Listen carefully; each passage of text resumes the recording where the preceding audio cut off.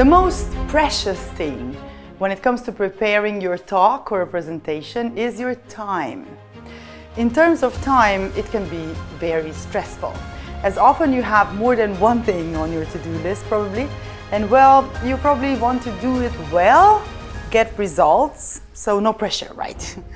This video is about the first thing you need to start doing in order to both maximize the impact of your talk and minimize the time invested in your preparation. So let's get cracking.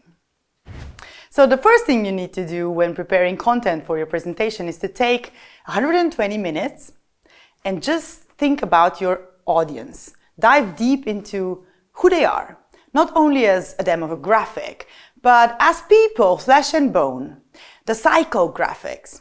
Their problems, their challenges, their issues, what are their pains, their fuck-ups, their failures, what do they fear, and how do they feel about that? So by analyzing what I call the 5 F's of your audience, you're going to get a lot of great content ideas and your presentation will get done with more ease because you will understand your audience better. So what are the 5 F's? Okay, let's see. The first F is their fears.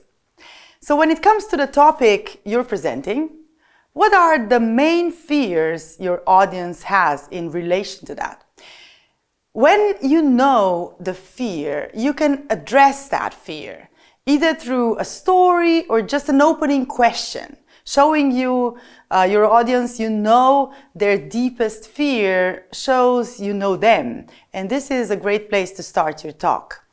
The second F is their fuck-ups.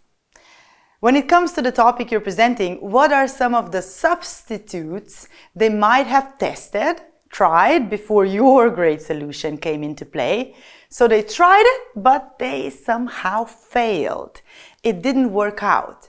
So they might have some objections when it comes to your topic. So think about this and find a way to overcome these objections.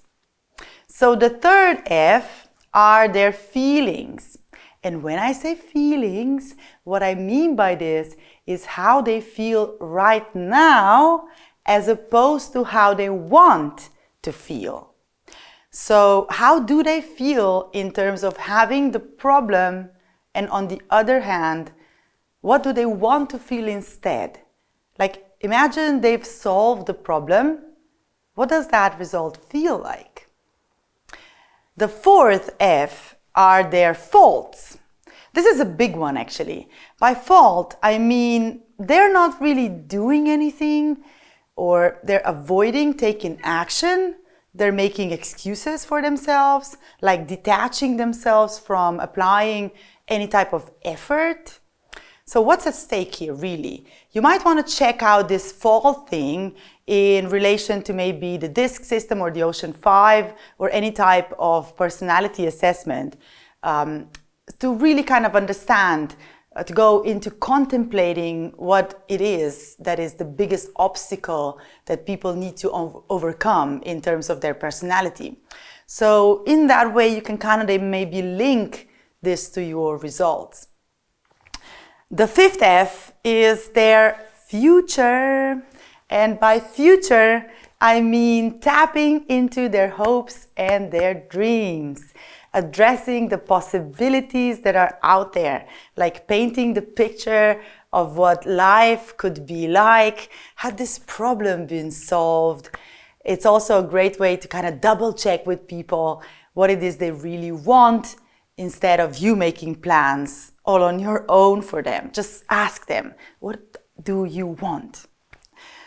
The 5 F's are a great way to get clarity when it comes to starting your work, and also it serves as a great tool to check if you've covered your audience's interest, and in this way you can make a list of what to include in your presentation. So you can also download my content map. It's a canvas that I designed to help you place your content in the right order, moving from addressing the pains to calling to action, like in this specific way that has real value for your audience. The link is in the comments, I think, or in the description. So let me know if you use it, how well it actually worked out for you.